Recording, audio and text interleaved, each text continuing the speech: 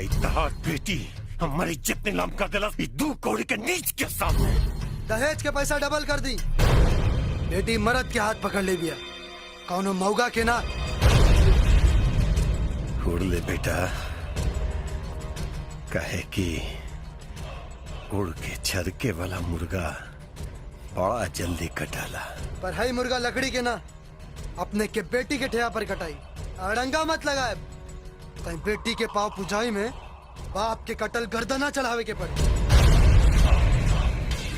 ठीक बा, तू हमार गर्दन के नाप ले बेटा, हम तो है पूरा देह के नाप ले।